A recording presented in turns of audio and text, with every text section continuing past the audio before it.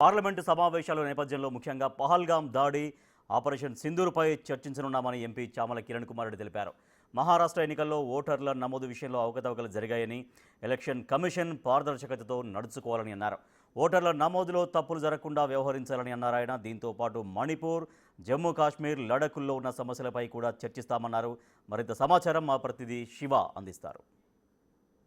Parliament వర్షాకాల సమావేశాలు ప్రారంభం కాబోతున్నాయి. కేంద్ర ప్రభుత్వాన్ని ఇరుకుని పెట్టేందుకు కాంగ్రెస్ పార్టీ పలు వాయిదా తీర్మానాలు నోటీసులు ఇచ్చింది. దానిలో భాగంగానే ఇటు పెహల్గాం అంశం కానీ, ఇటు ట్రంప్ వివాదం, ట్రంప్ ఏదైతే క్రెడిట్ని తీసుకునే ప్రయత్నం చేస్తుందో దానికి సంబంధించి ఆపరేషన్ సింధూర్కు సంబంధించిన వాయిదా తీర్మానం ఇచ్చారు. దీనికి సంబంధించి ఈరోజు ప్రశ్నోత్తరాల సమయాన్ని పక్కన పెట్టి వీటిపై చర్చ చేపట్టాలంటూ కూడా కాంగ్రెస్ ఎంపీలు రేణుకా చౌదరి, మాణిక్యం ఠాగూర్, రణ్దీప్ సింగ్ సుర్జేవాలా వీరందరూ కూడా వాయిదా తీర్మానం నోటీసులు ఇచ్చారు. దీనిపై మనతో మాట్లాడేందుకు కాంగ్రెస్ ఎంపీ చామల కిరణ్ కుమార్ రెడ్డి ఉన్నారు. మరింత సమాచారం తెలుస్తుంది. సార్ చెప్పండి, ఈరోజు పార్లమెంట్ వర్షాకాల సమావేశాలు ప్రారంభం కాబోతున్నాయి.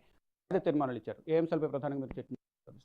ముఖ్యంగా పెహల్గాం అటాక్స్ తర్వాత మొట్టమొదటిసారిగా ఈరోజు పార్లమెంట్ సమావేశాలు జరుగుతున్నాయి. గతంలో కూడా మేము ఆ అటాక్స్ అయిన తర్వాత ఆపరేషన్ సింధూర్ సమయంలో కూడా పార్లమెంటు ఒక 4 days అన్న పెట్టి చర్చ చేద్దాము ఉన్న సమస్యల మీద అంటే ఆ రోజు వీళ్ళు అంగీకరించిన పరిస్థితి ఉంది. ఈరోజు పార్లమెంట్ సమావేశాలలో ముఖ్యంగా పెహల్గాం అటాక్స్, ఆపరేషన్ సింధూరు, అలాగే ట్రంప్ గారు పదే పదే ఆయన ప్రమేయం వల్లనే సీజ్ ఫైర్ ఆగిందన్న విషయాన్ని ఏదైతే మాట్లాడుతుందో దాని మీద కూడా ఈరోజు నరేంద్ర మోడీ గారు వారి మంత్రిత్వ శాఖలు కూడా చెప్పాల్సిన అవసరం ఉంది, కన్సర్న్ మినిస్ట్రీస్. ఎందుకంటే భారతదేశ ప్రజలకు మరి మనల్ని కూడా ఆదేశించే విధంగా పక్క దేశాలలో ఏదైతే గొప్పలు చెప్పుకుంటున్నాయో అవి వీళ్ళు పదే పదే ఖండిస్తారు, ఆయనేమో పదే పదే చెప్పుకుంటూ పోతున్నారు. మరి దాంట్లో కూడా ఈరోజు భారతదేశ ప్రజలకు అలాగే అపోజిషన్ పార్టీ లీడర్లకు సమాధానం చెప్పాల్సిన అవసరం ఉంది. దాంతోపాటు ఎలక్షన్ కమిషన్, ముఖ్యంగా బీహార్లో ఎన్నికలు జరుగుతున్నాయి, మహారాష్ట్ర ఎన్నికలలో కూడా మీరు క్లియర్గా చూసిర్రు. మహారాష్ట్ర ఎన్నికలలో ఓటర్ నమోదు కార్యక్రమంలో చాలా గందరగోళం జరిగింది. ఈసారైనా వీళ్ళు ఈ రివిజన్ ఏదైతే చేస్తుర్రో, ఈఆర్ఐ ఏదో చేస్తుర్రో, అది దానివల్ల ఏదైతే ఎలక్షన్ కమిషన్ ట్రాన్స్పరెన్సీ సిస్టమ్ ప్రకారం చేయాల్సిన అవసరం ఉంది. ఎలక్షన్ కమిషనే న్యాయ నిర్ణేతలు. అటు మణిపూర్ కానీ, అటు జమ్మూ కాశ్మీర్ కానీ, అక్కడ ఉన్నటువంటి లడాక్ సమస్యల మీద కూడా మా వాళ్ళందరూ కూడా చర్చ చేయడానికి సిద్ధమయ్యారు. కాబట్టి డెఫినెట్గా మేము కిరణ్ రిజిజు గారిని ఒకటే కోరుకుంటున్నాం, మేము ఏది అడిగినా కానీ ఈ భారతదేశ ప్రజల తరపున అడగడానికి ప్రయత్నం చేస్తాం తప్ప మా స్వల రాజకీయాలు, మా సొంత అజెండాలతోటి మేము ముందుకు పోము, హౌస్ని డిస్టర్బ్ చేసే ప్రయత్నం చేయం. అదేవిధంగా మీ సభ్యులు కొంతమంది పదే పదే 0 hourలో అవకాశం ఇస్తారు. మీరు ఆ 0 hourలో వచ్చే అవకాశం ఇచ్చే కొంతమంది నాయకుల పేర్లు నేను చెప్పగానే వాళ్ళు ఒకే ఒక అజెండా పెట్టుకొని వస్తున్నారు. కాంగ్రెస్ పార్టీ నాయకత్వాన్ని లేకపోతే ఇంకేదో అపోజిషన్ పార్టీలో ఉన్నటువంటి నాయకత్వాన్ని ఏలెత్తి చూపించే ప్రయత్నము, చరిత్రను తప్పుగా చిత్రీకరించి మాట్లాడి హౌస్ని డిస్టర్బ్ చేసే ప్రయత్నం చేస్తున్నారు. అటువంటి వారిని నివారించే ప్రయత్నం చేయాలి. వీలైనంత మటుకు మీ సభ్యులతో మీరు చర్చ చేయండి, వాళ్ళని కూడా కన్స్ట్రక్టివ్గా ఉండమని చెప్పే ప్రయత్నం చేస్తున్నారు. ఇటు ఆపరేషన్ సింధూర్లో భాగంగా దాడులు ప్రతిదాడులో భాగంగా ఇటు పాకిస్తాన్ ఎంత నష్టపోయింది, ఇటు భారత్ కూడా నష్టపోయింది. దానికి సంబంధించి మాత్రం ఎక్కడ అధికారికంగా సమాచారం కానీ ప్రకటన కూడా లేదు. దానికి సంబంధించి ప్రకటన విడుదల చేయాలంటే రాహుల్ గాంధీ పలుమార్లు ట్విట్టర్ వేదికగా ప్రశ్నించారు, కానీ ఇప్పటివరకు ఎటువంటి సమాధానం లేదు. దాని గురించి నేను అనేది ఈరోజు ప్రభుత్వాలు ప్రజలకు, ముఖ్యంగా అపోజిషన్ పార్టీలకైనా ప్రజలకైనా వాళ్ళు జవాబు చెప్పాల్సిన అవసరం ఉంది.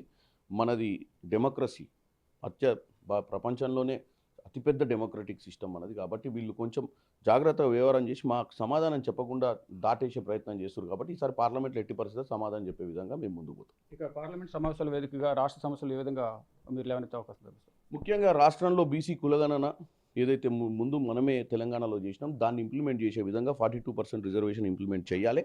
ముఖ్యమంత్రి రేవంత్ రెడ్డి గారు, మంత్రులు దాన్ని అసెంబ్లీలో తర్వాత క్యాబినెట్లో ఆమోదం చేసి ఆర్డినెన్స్ని తీసుకొని గవర్నర్ దగ్గర పెట్టిరు.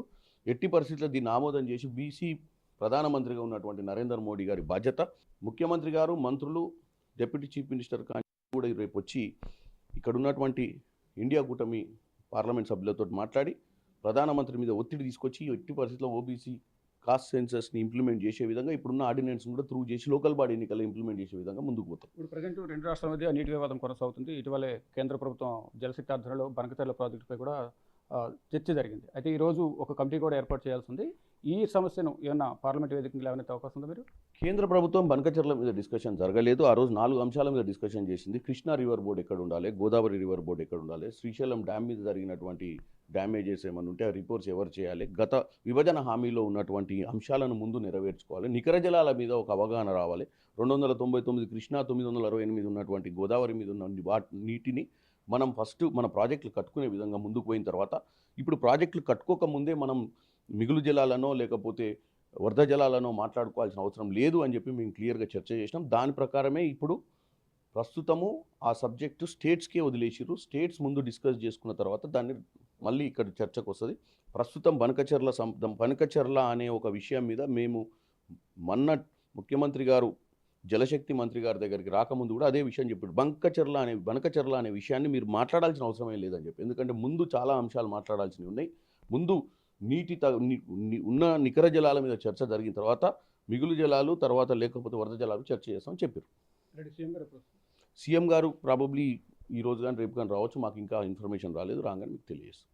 మొత్తంగా చూసుకుంటే ఇప్పుడు ఈ రోజు ప్రారంభమే పార్లమెంట్ వర్షాకాల సమావేశాల్లో అనేక వాయిదా తీర్మానాలు ఇచ్చింది. ఇటు పార్లమెంటు వేదిక ఉభయ సభల్లో కూడా కాంగ్రెస్ ఎంపీలు ఇటు ఆపరేషన్ సింధూర్కు సంబంధించి కానీ పెహల్గాంలో జరిగిన దాడికి సంబంధించి, మరోవైపు విదేశాంగ విధానం కానీ ఇటు మణిపూర్ అంశానికి సంబంధించి కూడా ప్రధానంగా చర్చ చేపట్టాలంటూ కూడా వాయిదా తీర్మానం నోటీస్ ఇచ్చారు. అంటే ప్రశ్నోత్తరాల సమయాన్ని ప్రశ్నోత్తరాలను పక్కన పెట్టి ఇటుపై ప్రధానంగా చర్చించాలంటూ కూడా వాయిదా తీర్మానం నోటీసులు ఇచ్చిన నేపథ్యంలో వాటిపై చర్చిస్తారు లేదని కూడా చూడాల్సింది. మరోవైపు రాష్ట్ర అభివృద్ధికి సంబంధించి పార్లమెంట్ వేదికగా ఫైట్ చేస్తామంటూ కూడా భువనగిరి ఎంపీ చామల కిరణ్ కుమార్ రెడ్డి చెప్తున్నారు.